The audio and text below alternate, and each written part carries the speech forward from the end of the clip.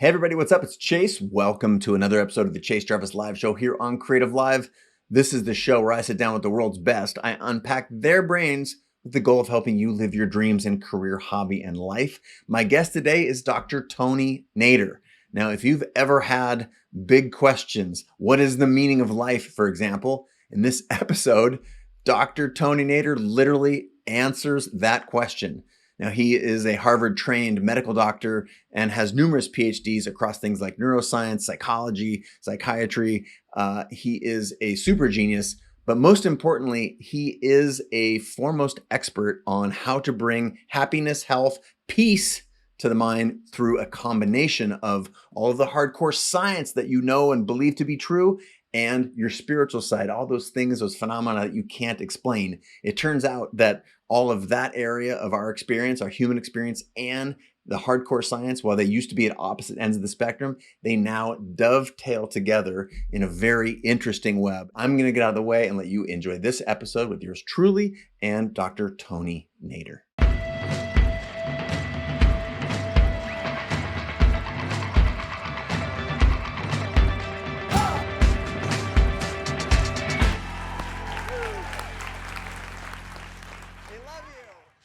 Dr. Tony Nader, thank you so much for being a guest on the show. We're very excited to have you here today. Wonderful to be with you. It's a great pleasure and joy to be with such a great artist and thinker. Well, those are very kind words, but you're the thinker and the artist. Congratulations on your book, One Unbound Ocean of Consciousness. I would love to start off our conversation today for those who might not be familiar with your work to orient us a little bit around how you spend your time, what you like to think about, and what your area of personal and professional study has been over the last several decades.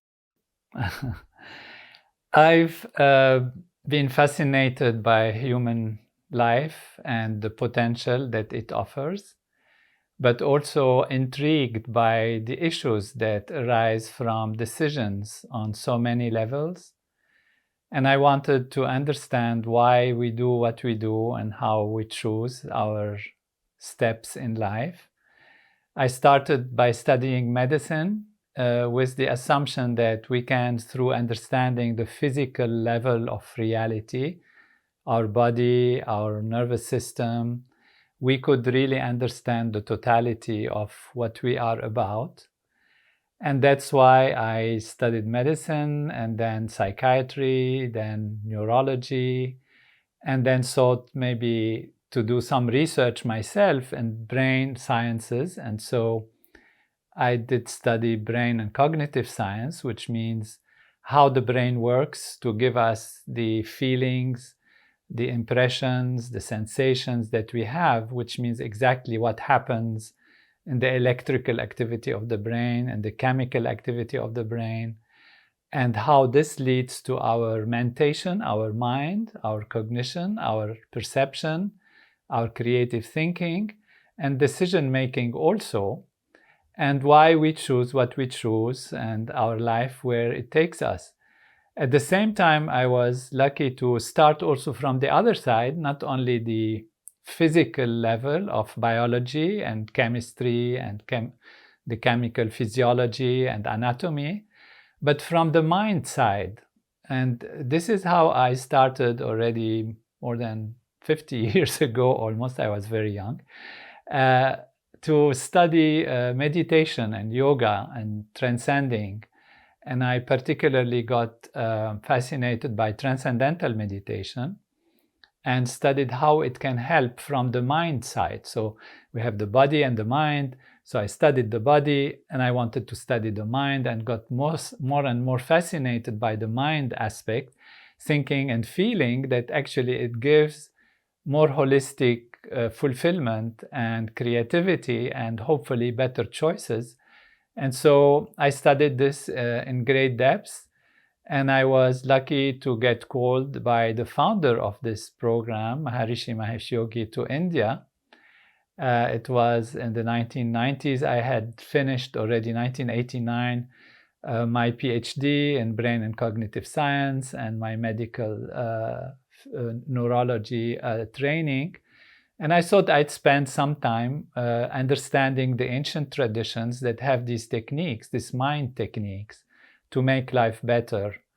And I got so fascinated and taken by that it's became my life kind of activity and focus.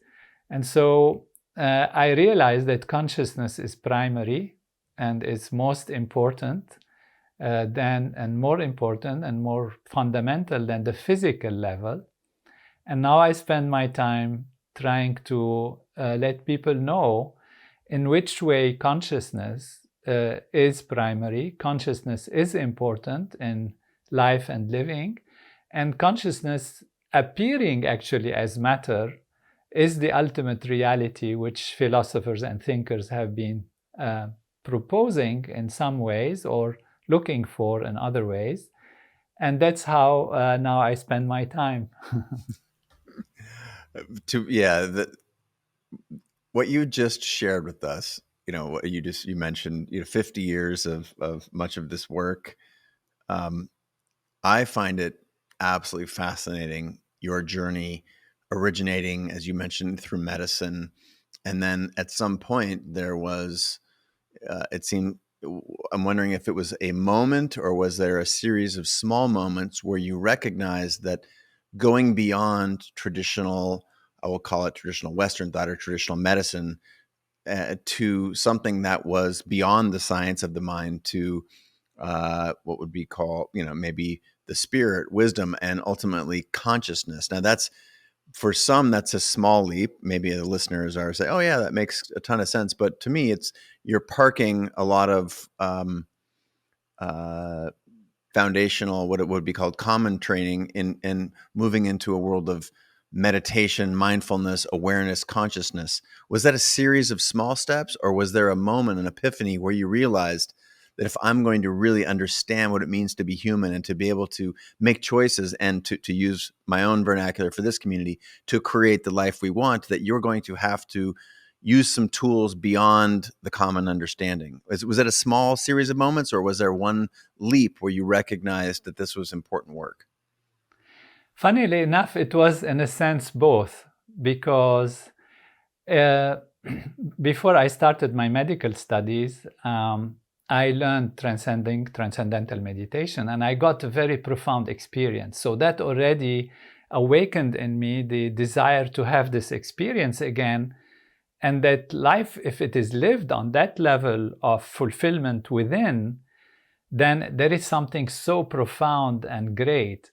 But at the same time, one doubts. It's like one experience. You get an experience. You don't know how you'll get it again, and whether the experience is enough, what would it give you in your life, because experiences one can get from different perspectives. You can imagine hallucinogens or drugs, or a moment of life that is beautiful, a moment of love, a moment of exchange, a moment of ecstasy, for example, like we hear from great artists such as you are, and that think a moment you see something and it fills your mind and you feel this is grand and this is great.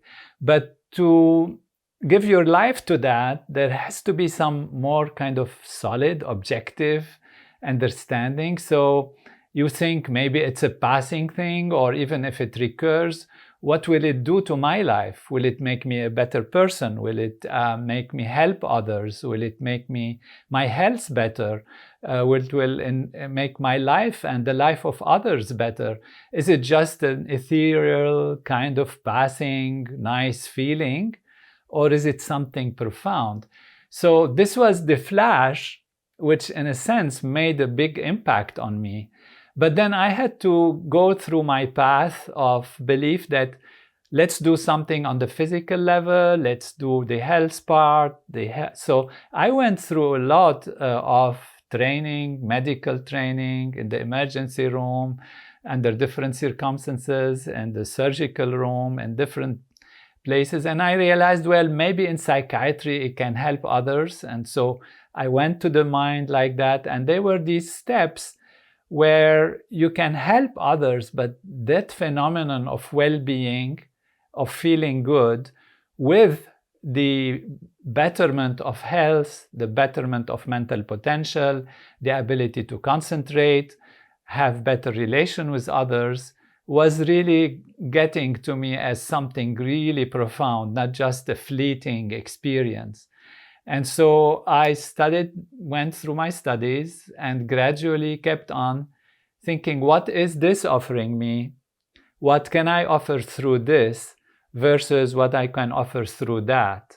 And I felt that for myself and for others, going through the mind side, the consciousness side, seemed to me, and it still now seems to be much more important, and doesn't mean it does not acknowledge the important value of all the other approaches on their own level. But there are so many physicists, scientists, chemists, philosophers, thinkers, physicians who take care of the other aspect, that I felt there are few who are promoting or being able to give their creativity or their background of knowledge and understanding to promote or make understandable the value of consciousness. And so I thought I should do that. This was my calling. And that's how, based on conviction through different steps and on initial experience that continued to come back, I came to the conclusion that this is how I should spend my life. To say, what I ought to do is mention the subtitle of the book. I mentioned One Unbound Ocean of Consciousness.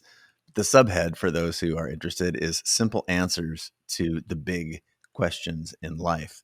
And I love that after you spending so much time studying medicine and recognizing that there must be more, your willingness to dedicate your life to the broader understanding of this. And now I would like to, for purposes of orienting our listeners and watchers, and also because we've never met before, so I want to share a little bit of background with me, and maybe you can help me reconcile some of these big questions if you know just a little bit about my backstory. So I first experienced the power of the mind outside of I guess I first experienced the power of the mind as a young athlete. I played on the Olympic development soccer team, and we had a mental training coach, and they would guide us through meditation. And then I got interested in that through visualization and whatnot. And it, I would say almost overnight, transformed my abilities on the field simply by playing in my mind and visualizing. So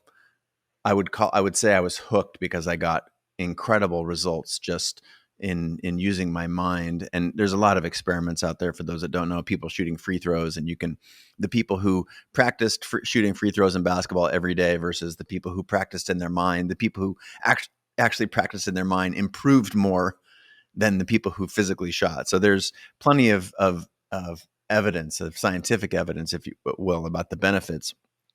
I became intrigued.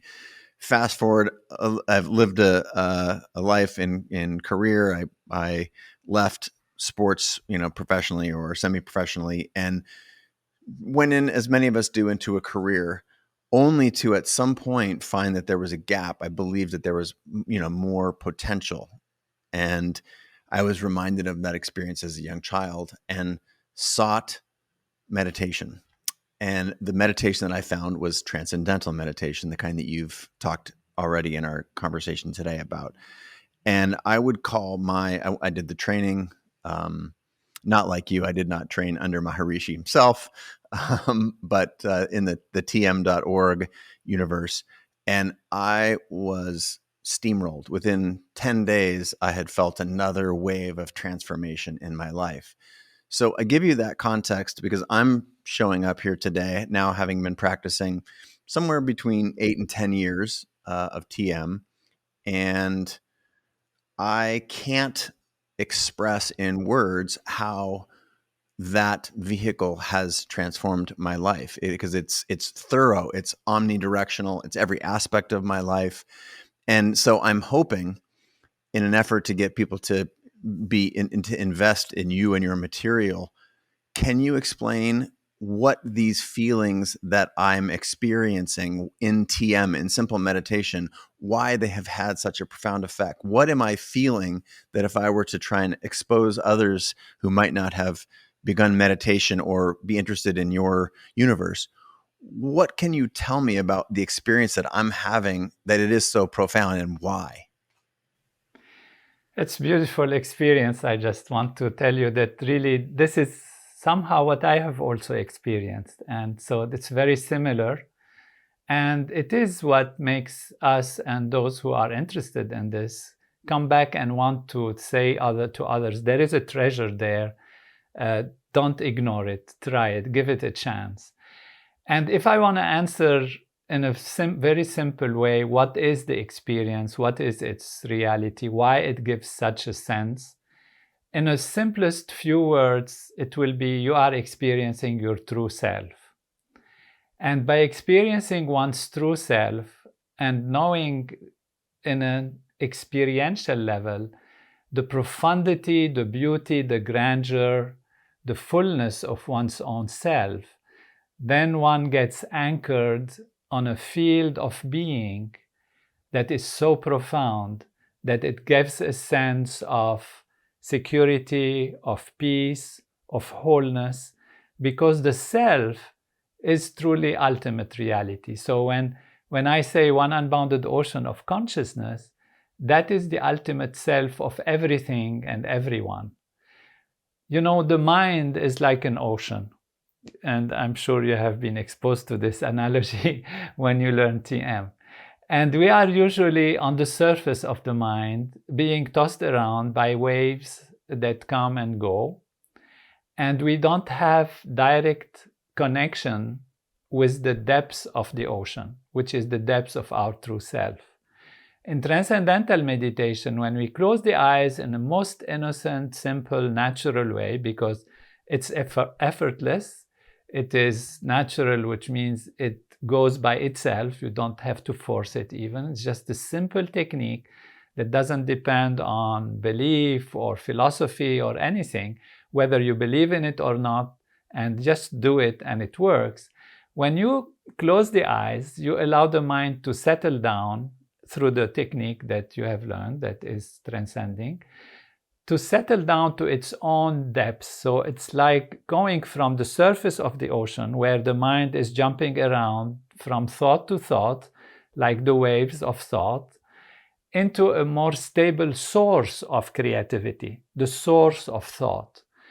And that source of thought, that source of creativity is the ultimate self.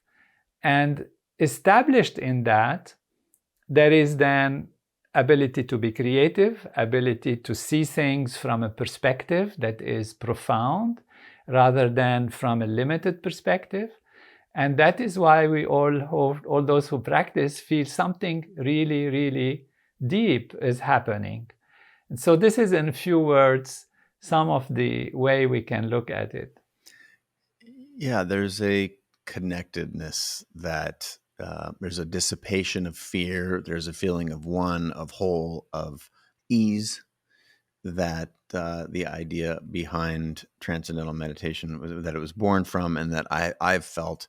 And ironically, I felt that profound experience I would call it the second time I ever meditated. And that gets better with time, like anything. You know, with practice, we have we get better at something, and I believe that meditation is something that you can get better at.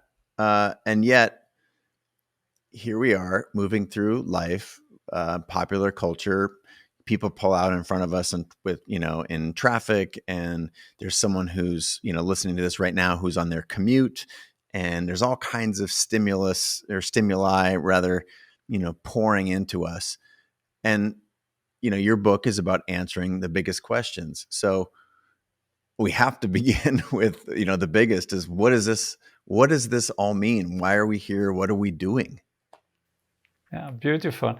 Yeah, what's the meaning of life? It's a big question. It's being questioned and asked for millennia from philosophers and scientists alike, and belief systems and all of that. And the meaning of life is the growth in consciousness. according to, how I present it. And the growth of consciousness to the point where we realize the true reality, the ultimate reality of life. So it fits together. The meaning of life is to realize the true meaning of life, to realize. So in a way, it's a tautology, which means you're saying the same thing, but then you have to say, what is the ultimate reality? What's ultimate reality? And ultimate reality has been looked at from physics, from the physicalist approach, which means the approach that assumes that everything is physical.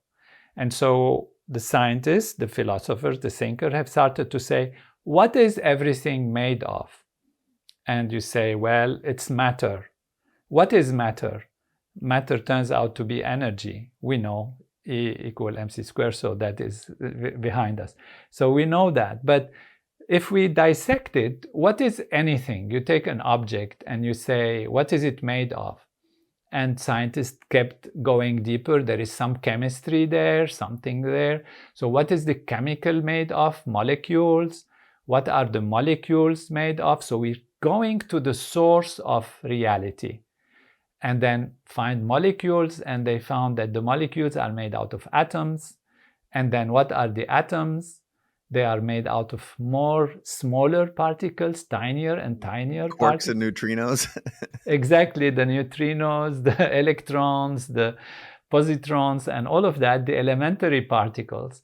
And when looking into the elementary particles, the scientists discovered fields, which means it's no more like billiard balls, but actually fields of energy that fluctuate and give the impression of localization in time and space of a molecule or an atom that gives.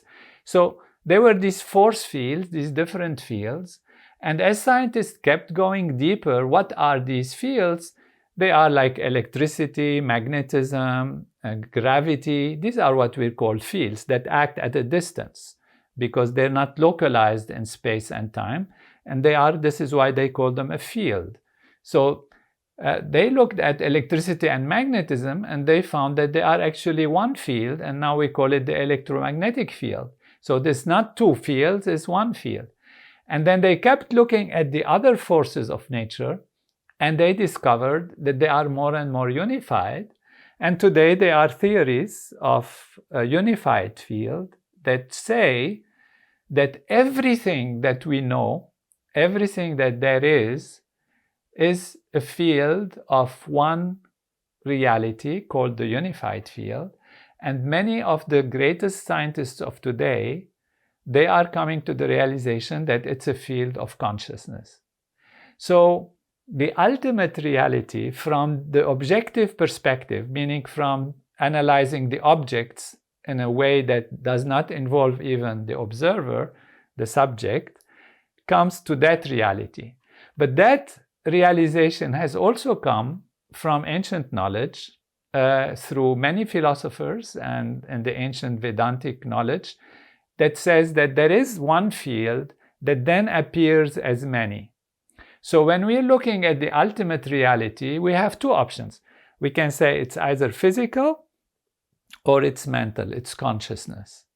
And if you have the decision that it's physical, you come to certain conclusions and certain problems, how consciousness emerges, and then that leads to what they call today the hard problem of consciousness. How could this subjective inner feeling of love and pain and beauty and whatever we experience personally, how does it come from just physical reality?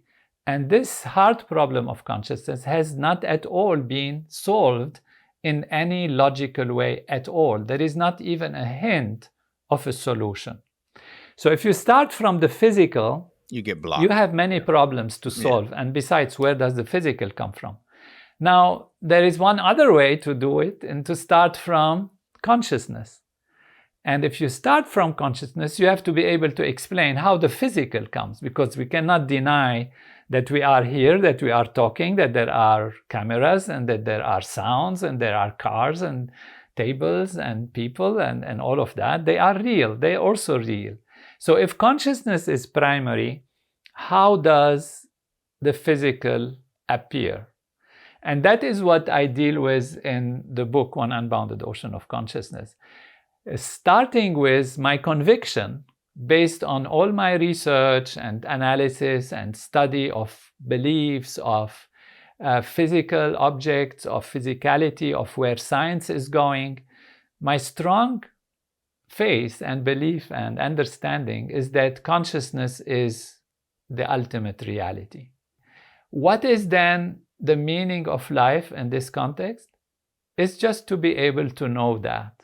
And once you know that, and you know you are that, then you have the ultimate fulfillment, and that is the meaning of life. Life is a wonderful adventure that takes us through different steps of discovery until we know ourselves. The greatest wisdom that we know about is really ultimately know thyself, know who you are. And by knowing ourselves as being that ocean of consciousness, we have fulfillment. So my other answer to your question, which is beautifully came about your experience, is the reason why you feel good, the reason why you feel intuitively satisfied and fulfilled when you transcend, which means when you go beyond the surface level of the ocean towards the depths of it, is that you are intuitively fulfilling the purpose of life, which is to know who you are and discover that you are the infinite ocean of being, the infinite ocean of consciousness that constructs the entire universe.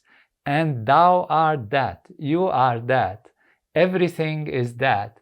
And when you look at all traditions of great knowledge, religions, philosophers, and all of that, you see they kept pointing into that, pointing towards that from different perspectives. You know, the Bible says we are created in the image of God. Humans are created in the image of God. In Christianity, it says, find the kingdom of heaven that is within you.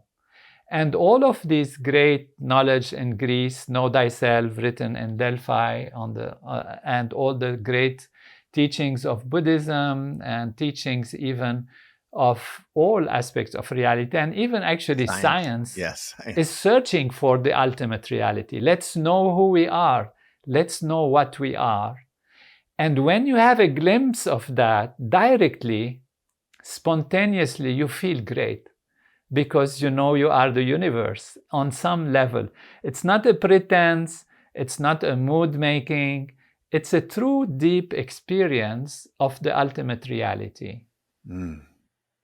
I'm gonna make an attempt to replay just a couple of highlights right there. And for anyone who's listening right now, their mind is probably hopefully being expanded, and this is like, whoa, wait a minute. I want to be clear what you've talked about and your background in medicine, psychology, neurocognition, all of the various areas of medicine that you study. This is all hardcore science. And what you're saying is that hardcore science is pointing at continuously as they continue to uncover layer after layer, from Newtonian physics to Einsteinian physics to relativity to quantum field. What we're excavating is ultimately a unified theory. And the unified theory either starts with matter or it starts with consciousness. And matter, if you start excavating there, you run into some problems very quickly. But if you start with consciousness and you can realize that consciousness is the thing that's creating all of our experience, then is it fair to say that that is the reason that we should spend time here, that the place to know thyself is through going inward, going deep into the ocean, excavating our own head, heart, mind, soul, whatever you'd like to call it. Is that a reasonable summary of what you just shared? It's fantastic. It's beautiful. You said it in a wonderful way. And that's the reality. And also, it's not that you go to yourself and then the rest doesn't matter. You actually, when you establish yourself within yourself, your creativity is more, your productivity is more, your health is better, your relation to others are better. And we have found even that when a number of people practice this program, that even crime in society reduces, accidents of the road reduce. And so this is a direct experience, experimental reality that have been repeated and is now truly science-based, evidence-based, published in reviewed journals, that shows the connection between consciousness and our physical activity, what we call our physical activity, and our material world. And so consciousness first gives you that inner fulfillment, inner knowing yourself, but it also translates in better playing in golf, better playing in tennis, better, ability to see, better ability to comprehend, better relations with others, and better society. Okay, so I'm gonna switch off.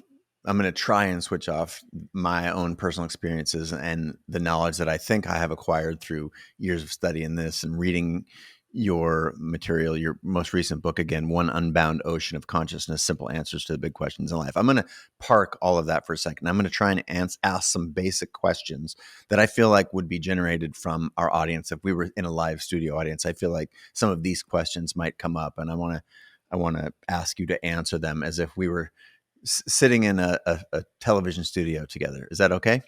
Beautiful. Okay. Let's do that. So I'm in this community and I say, great, well, so much of, I've listened to Chase's show, hundreds of episodes, and there's many other influences I have in my life. And what I understand is that, life, there's this deeper spiritual connection that we all have together. And, Dr.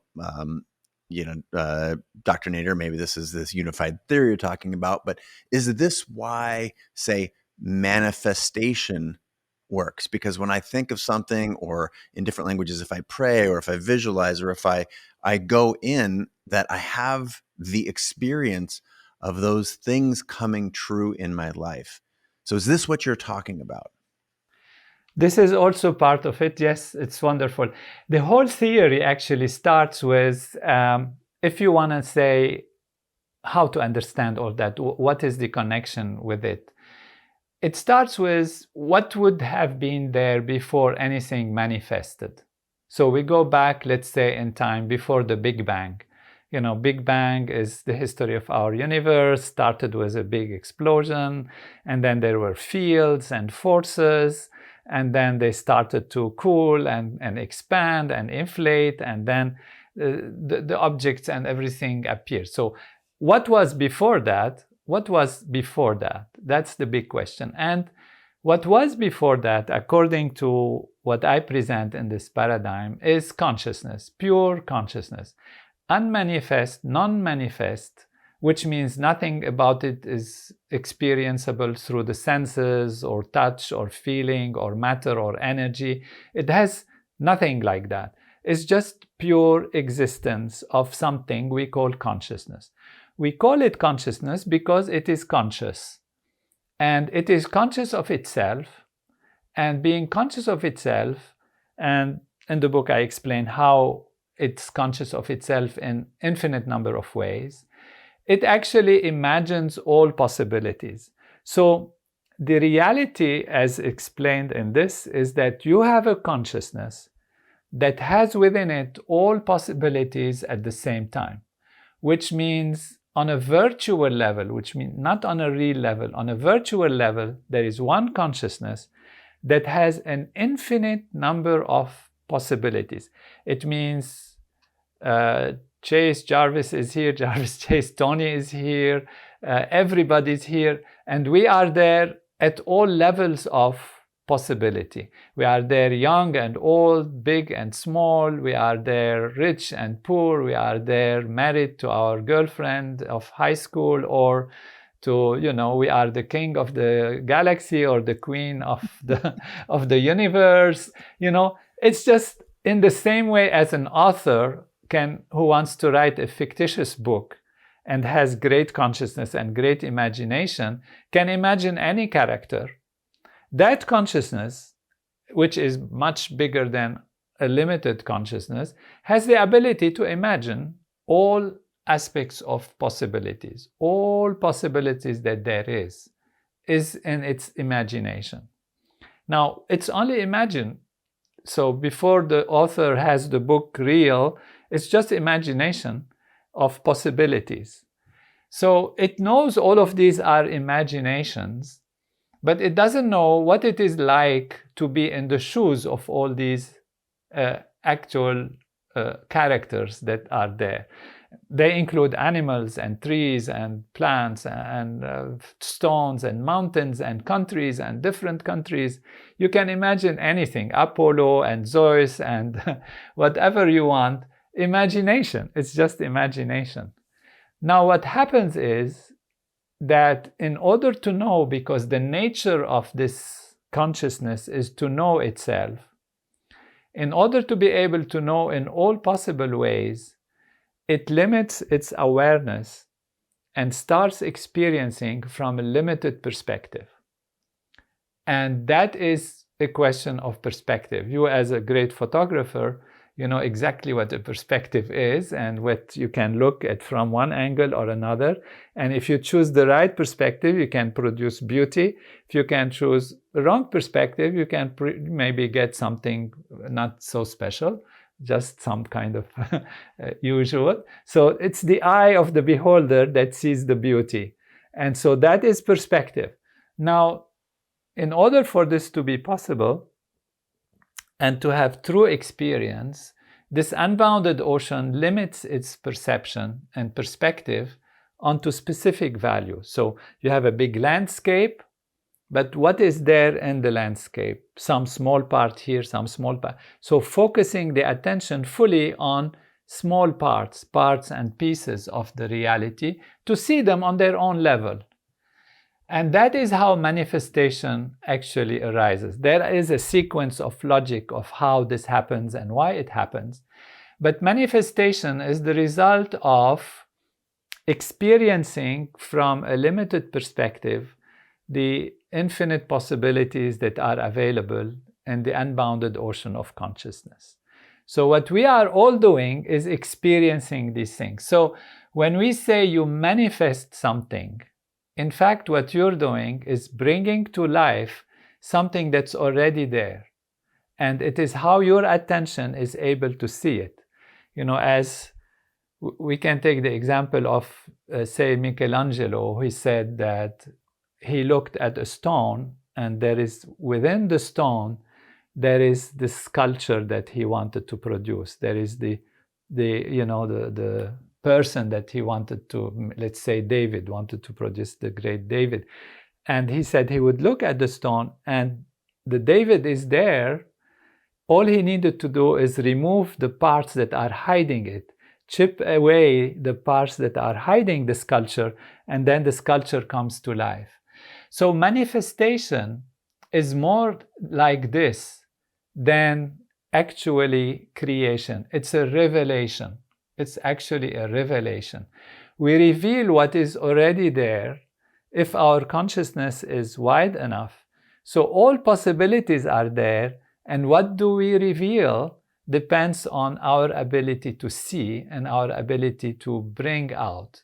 So, you have a landscape, you have 10 photographers, one knows what to take the right angle. And that is, you're not creating the landscape. You are bringing out those elements with this color, with this lighting, with this angle that actually makes it aha experience for others. That, therefore, is the reality in life. We just reveal something that others, maybe with their eyes, but they don't see that. And so it depends also on the observer. How profound is our consciousness? How aware we are? And that opens our eyes in terms of revealing objects of creativity or revealing, discoveries about the laws of nature or phenomena that, allow us to work better and be better, create machines and create instruments that allow us to live a better life. Is it fair then? There's a saying that is, I would call out of date, and that phrase is seeing is believing. Would it be fair then, based on your scientific experience, this is you as a scientist, is it fair then to say that actually believing is seeing? It is fair to say that, yes, to some extent.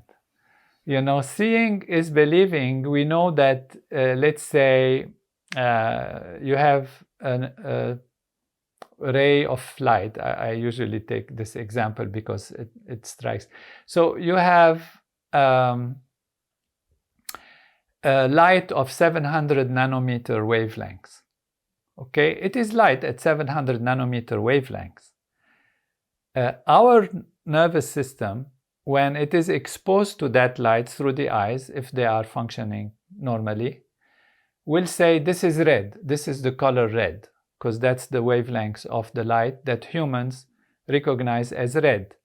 Now, if one is colorblind, one will not see the red. It'll say it's gray, or it's a shade of gray, or something else. Photo spectrometer that detects the wavelengths of light, it will not say it's red or anything. It'll say 700 nanometers. So redness is a creation of a human nervous system. The outside reality is just the wavelengths of light. It could be X-ray, it could be infrared, it could be infrared, you wouldn't see it, you need another equipment to see it. Ultraviolet, you don't see it, but if you are in the range between red and violet, then you can see, and you can say colors, and you can see these things. So reality outside and reality as an impression are different. So in a sense, we can say redness doesn't exist in the universe, but we see it as red. So it's a question of perspective. So it depends on the observer. That's why we say beauty lies in the eyes of the beholder.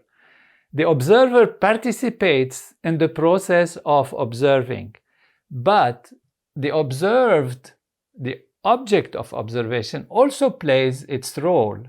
So if it's a 900 nanometer or 400 nanometer, then you would be going more into the range of red or violet. If you go higher and lower like that in the different ranges of colors. So the object has its reality, but the subject plays a role in the experience. And that's why we call this, I call it a bit of consciousness, bit from bits in bytes, computer science and yeah. like that.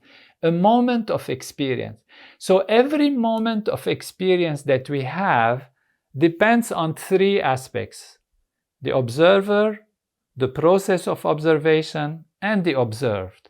You cannot ignore any one of those to say, this is what I see.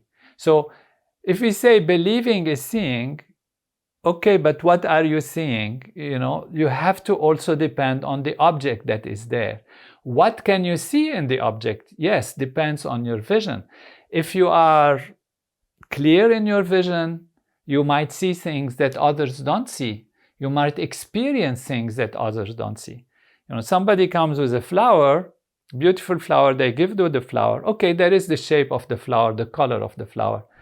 But somebody might say, oh, it has many thorns. Somebody might say, oh, it inspires me, it's a sign of love. Somebody might say, oh, they're trying to get me to do something for them, and that's why they're offering me flowers.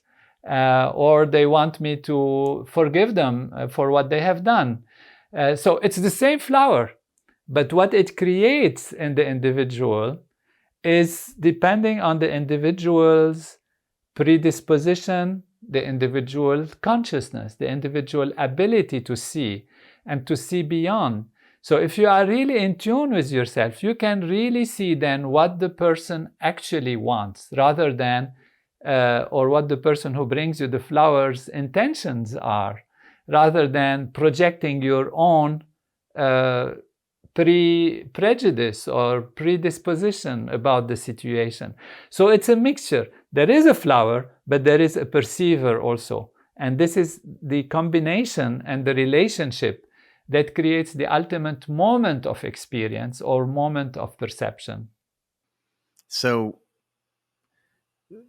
I guess then the work that we must do is to put ourselves as often as possible into this space, this existence, where we can see things as they truly are, where we can see ourselves and know ourselves. And in a roundabout way, now we're back at, this is why this is in many ways a product of the tool that meditation is. In our case, we've talked about transcendental meditation. I'm wondering if, on a scale of 1 to 10, what number would you place on the value of this process of getting, whether through meditation or there are other ways that people can do this work and get into this space where they can perceive things in this, as we were talking about, this beautiful way? Is transcendental meditation the only way, or on a 1 to 10, how much would you encourage this work? And then is there a specific kind of work that you would encourage? Well, I like to give meditation 10 over 10 because it brings us back to, there are other things that we can mention, of course, that are very important. But if we take the simple example, which you alluded to indirectly, if you have red glasses or yellow glasses, you will see the objects as red or yellow, depending on your glasses.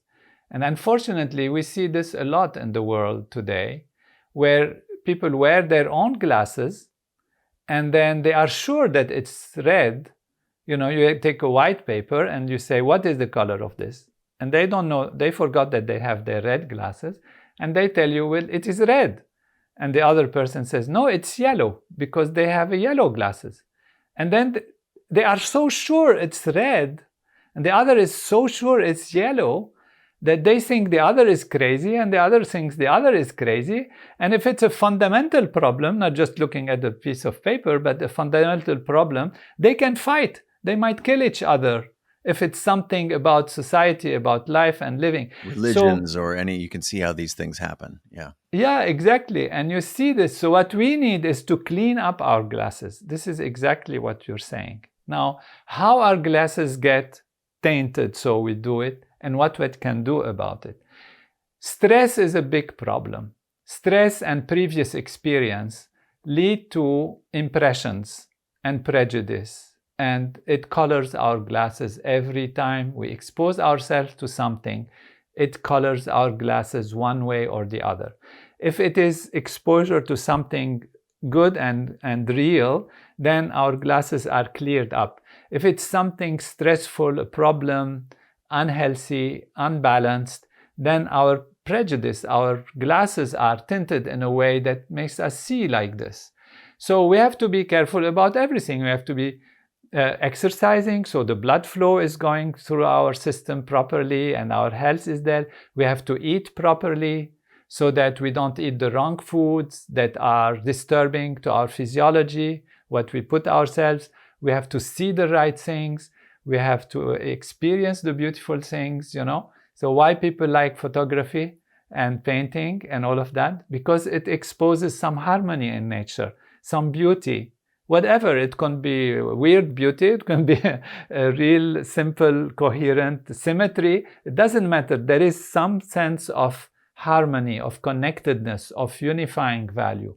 And all that unifies and all that brings things together as harmonious, as holistic, enhances our ability to see. So all of this is beautiful. All of this is important. But if you see yourself directly, and the self is the unified field, the source of all that there is, then you're exposing yourself to the most fundamental experience that would allow you then to see from the clearest possible perspective. See, I often take the example of the elephant in a box, which everyone knows now. You have an elephant, it's in a box, you have never seen an elephant, you don't know what the elephant is, and they tell you, what is the elephant? You say, I don't know. You make a hole in the box and you see, maybe you fall on the skin. You can say, well, the elephant is a scaly kind of rough thing. Or you fall on the trunk or the tail or on the eye of the elephant when you put your hole in the box from that angle. And you say the elephant is shiny, it's smooth, like this. So there are these different values. And if you make the wrong hole and you see the wrong thing, and then you have a different impression. So these are the impressions about reality that we get. They color our glasses from a certain way. And if we are able to see the elephant directly without the box, then we are seeing the true reality. And that brings us the fulfillment in fulfilling the goal of being able to be unbounded ocean of consciousness, to be one reality, and to know that everyone else is also that.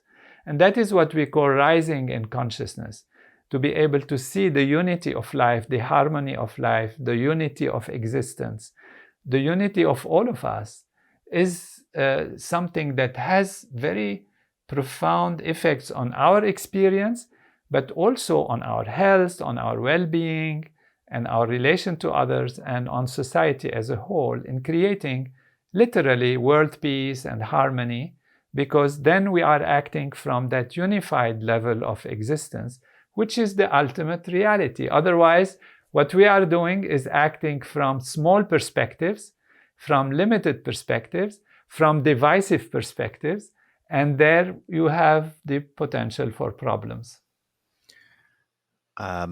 The second part of my question was, what work should we be doing? And we've spoken earlier in this conversation, and you write in great depth about meditation and specifically transcendental meditation. But are there other practices that you would encourage, or is meditation the most direct? I mean, we can talk about the use of hallucinogens, and while it's radically rising in popularity, it's being decriminalized and even legalized. It's in stage 3 clinical trials, MDMA for PTSD, for example. And many report being able to connect to such an experience. So are say hallucinogens a vehicle to get to experience that thing, and then is meditation the only way to truly experience it on an ongoing, sustainable, healthy way? Or are there other tools that you would suggest? I think the terms sustainable, healthy way are very profound and very important. And that is really a holistic, what we call a holistic approach of well-being, where you are going back to your own nature. So transcendental meditation is not trying to create something artificial in you. It is actually only bringing you back to yourself. And we already have within ourselves all the potential. So going back to the self is like going back home, going back to the source of everything. And then the effects are on all levels: health, productivity, release of stress, integration, and ability to be creative in society and to help society grow. So this holistic benefit is very important. Now, other aspects, one can think, one can get counseling, one can have introspection, contemplation, and all of these activities, even games or watching beautiful art, or getting to know knowledge, studying science and knowledge. All of these, of course, are very important in developing our full potential.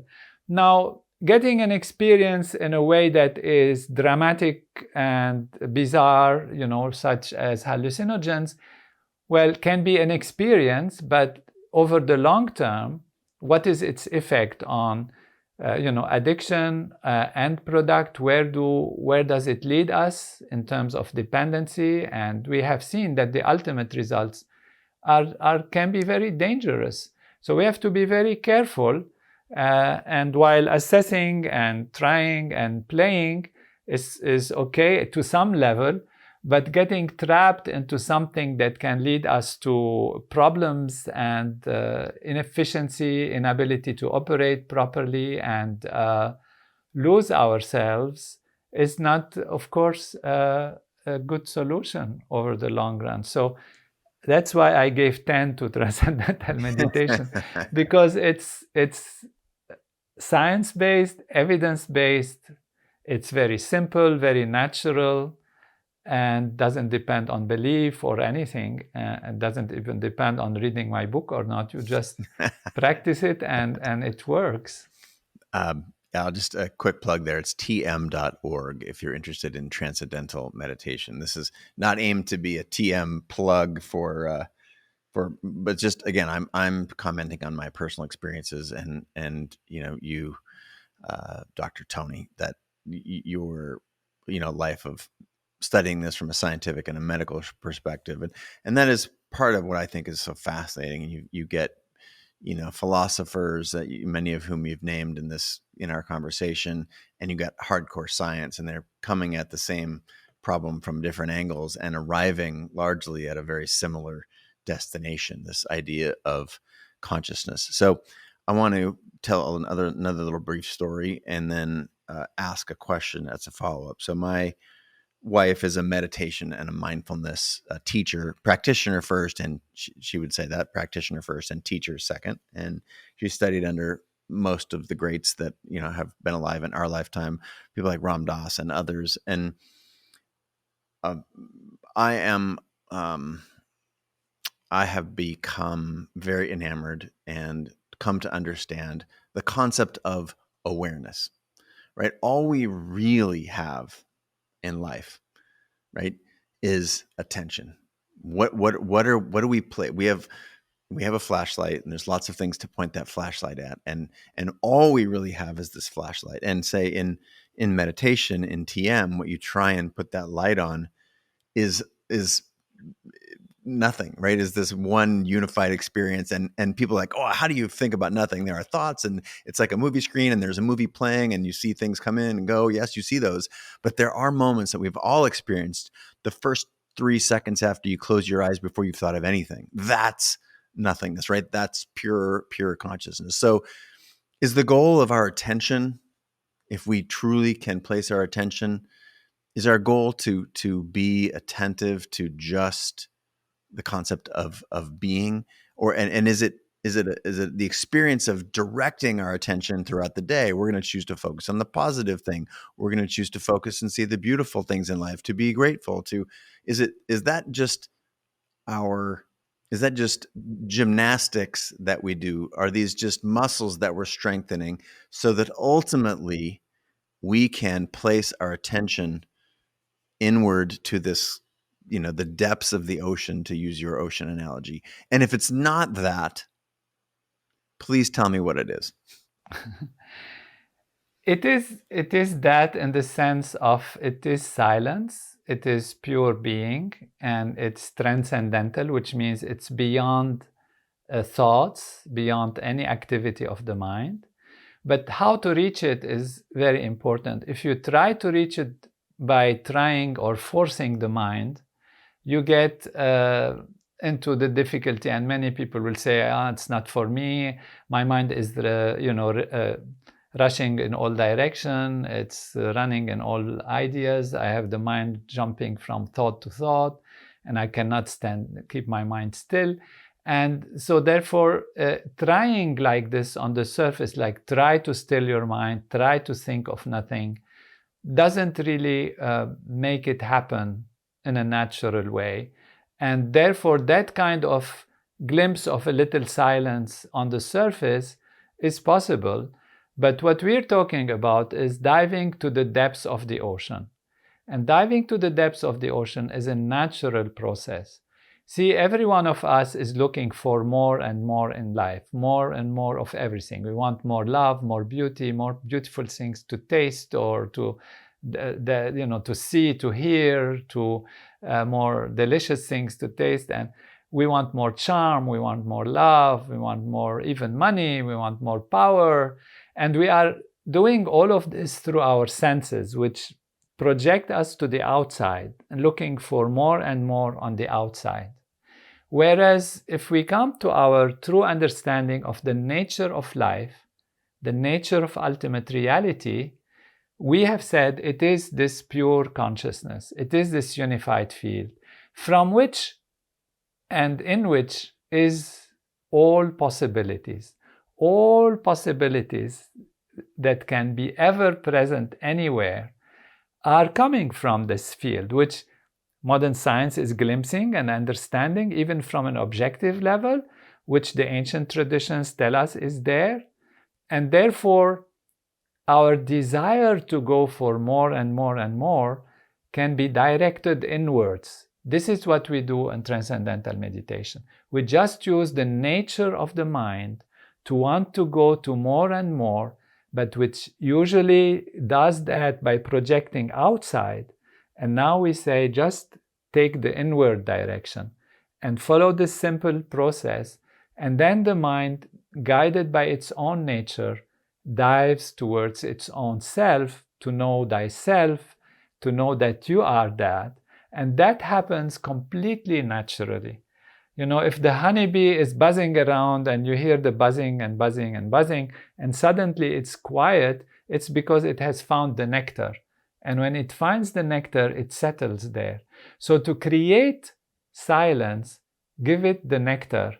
Don't force it by, saying, stop buzzing, stop doing, stop your going around. If you force it, it will be unhappy and it will not be there. Just give it the nectar and it goes to it naturally. So we give ourselves that chance of going to the infinite nectar of pure being, which has all the intelligence, all the power, all the energy that creates the entire universe. And then the mind wants to go there, guided by its own nature. So I want to answer that last question. It was a part of. It's a very long question. It was multifaceted, so I apologize. It is all this other stuff that we're doing, all these, where we're placing our attention, rather, even if we get really good at it, being grateful or feeling this moment, feeling the wind on our face and being aware of that. And when we are in traffic and someone cuts us off, recognize that it's not about this person being in front of me. It's about we're experiencing one precious moment in life. And people who are on their deathbed have reported this over and over and over ad infinitum, just that what is beauty, what is joy, what is connection is just the experiencing of being alive. So is understanding where we're putting our attention. Are those just muscles? And what we really want to be doing is, sure, that's helpful to develop those muscles, but we want to, through transcendental meditation, work on letting our mind effortlessly go toward itself. We have to live. Meditation, we do only 20 minutes morning and evening. And so in our daily activity, of course, we have to have some guidelines if we want. And that is very important. This very important point. I'm sorry I didn't address it. As you said, it was a multifaceted question. But the attention is very important. We have a saying which is very important, and that is, whatever you put your attention on grows stronger in your life. If you put your attention more and more on certain aspects, play the piano, you put your attention on playing the piano, the brain, the nervous system, the interconnections between the brain change, and they modified, and they actually gradually build up the circuits that allow you to play more automatically and more naturally. So if you also, on the surface level, you are in a situation and there can be a threat, can be a problem, can be a situation in the traffic or anything, what you will put your attention on will go stronger in your life. So if you put your attention on anger, anger will go stronger in your life.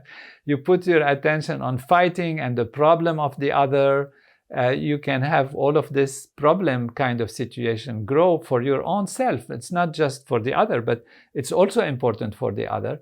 If you put your attention on, okay, this might be a person who is stressed, who is tense, who is late in their work, and you feel like compassion for them, That's, of course, a beautiful technique. So there are all of these behavioral suggestions and techniques that can be very important in our life.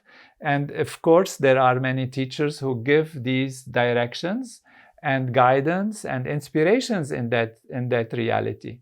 However, even in that situation, the more you are yourself rested, the more you are yourself established in yourself, the more naturally you will feel inclined to find the better solution, because you get established in this field of inner kindness, inner peacefulness, inner intelligence that allows you to see the long-term benefit.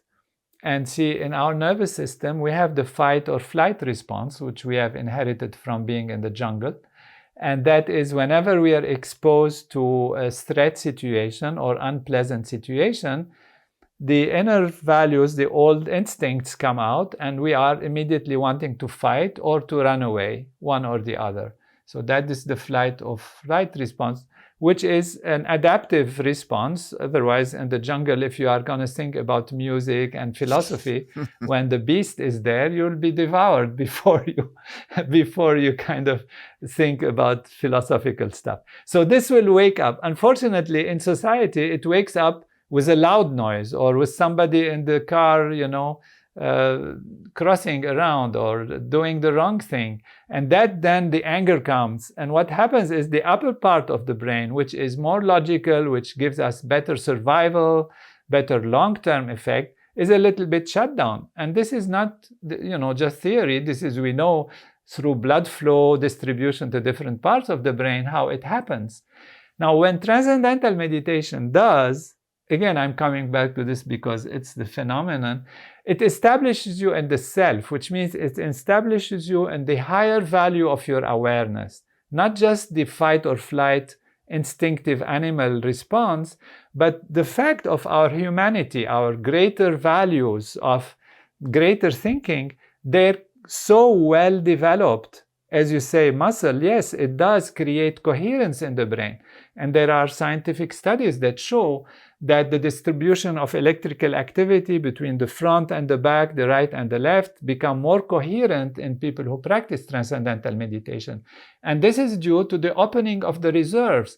And opening of the reserves means new connections are there, new chemical reactions, new chemical neurotransmitters and electrical activity, which means your upper brain becomes so solid that when you are under threat situation, automatically you will call upon that higher value, and the blood is not shunted away to the animal aspect of our flight and fight response, but it keeps you alert. So that's why we say spontaneously, naturally, you will be able to handle the situation with a broader perspective, with what we call situational awareness, ability to focus, yet to be aware of the broad situation and find solutions that are better for survival, better for interaction, and ultimately much better, of course, for yourself. Yeah, including performance. This is what, people like Michael Jordan talk about, playing basketball and everything seems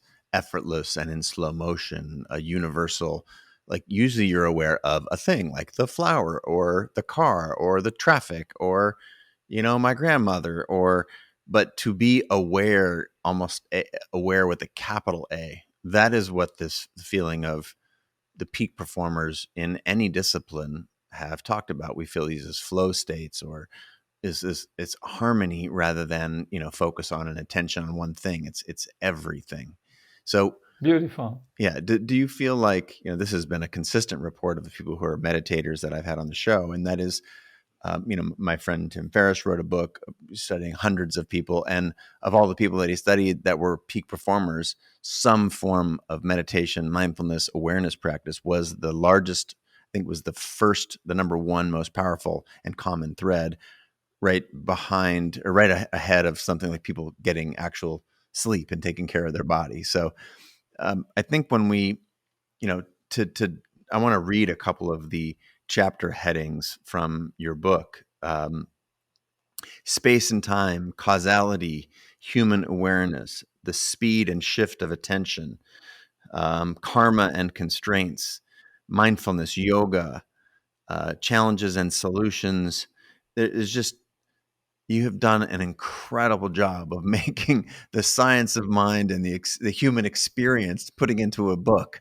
I don't know how you did it, but it's absolutely brilliant in nature and makes me want to ask, uh, what else? You've captured all this beautifully in a book, and again, highly recommended. It's very useful to go through.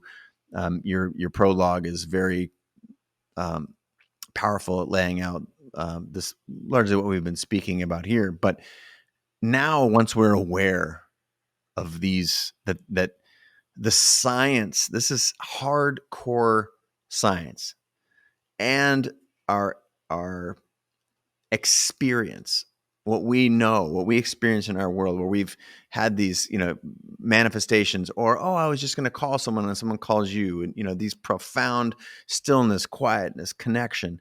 When these things are converging in largely the topic of your book, is all that is left for us to do, once we are aware and understand some of these basic principles. This is what I want to communicate: is you don't need to know everything, you just need to know this thing. Does our work then, or let me ask you the question: where does our work lie? Where should we apply effort? Because this audience who are listening and watching right now, they are eager to experience what you've shared with us today. Where ought they begin? I think established in being, perform action. This is a great wisdom that comes also from the yogic tradition, the yoga tradition of knowledge. And that is the ultimate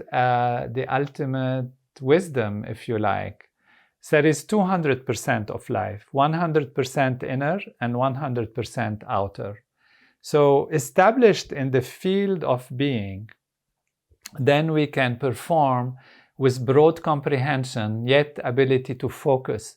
And so we can enjoy what we're doing as a witness of it, rather than be a football of situations and circumstances that is kicked around by situations from the outside.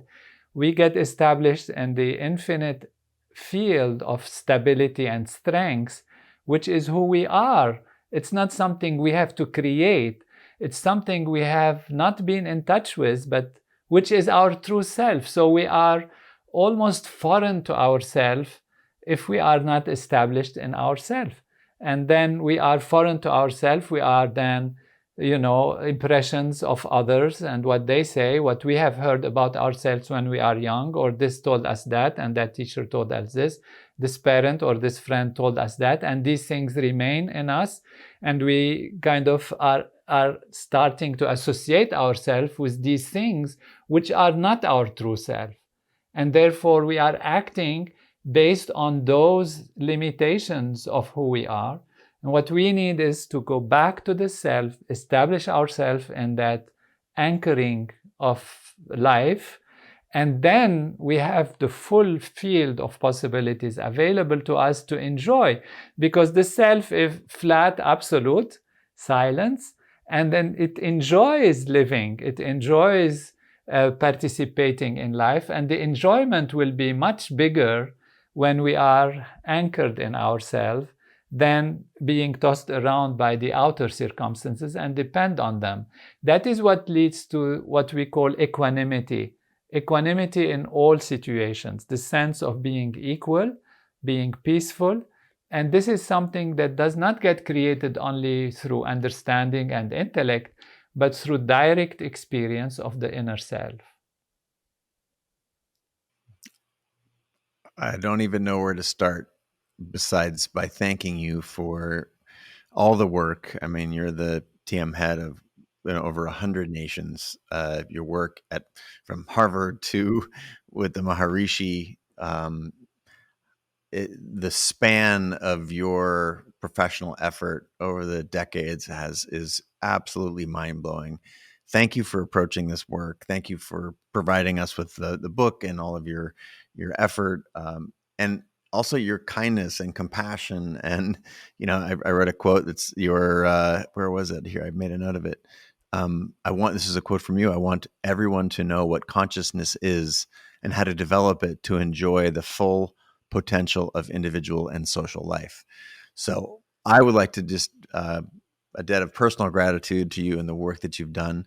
Thank you for helping us make sense of this very profound experience that we call life. And obviously, I have a lot of work to do. I don't know about the other folks listening and watching, but very, very grateful to have you on the show. Is there, aside from the book, which again, I'll say the title, where we hear One Unbounded Ocean of Consciousness, Simple Answers to the Big Questions in Life, 5-star average, over hundreds and hundreds of reviews on Amazon. Again, thank you. Is there anywhere else besides the book that you, I guess I also referred people to tm.org. Is there anywhere else that you would steer speaking of attention, steer our attention for the watchers and listeners today? tm.org is a great place. I have a website myself if you want to check out what we're doing. We have some podcasts that are happening like this. It's a beautiful one to be with you. It's so inspiring to see such a great artist and thinker. And I feel very grateful to be with you and to have the opportunity to share some thoughts. There is my website, drtonynader.com. And all the YouTube podcasts and all of that, if you want to look at it from different perspectives, and all the knowledge that life offers, enjoy it, and we all continue to grow and make our society better. Beautiful. Thank you so much for being a guest on our show. We've all got lots of work to do. For everybody out there, again, Dr. Tony Nader, NADER.com. He's got a lot of material out there on the internet. This book is incredible.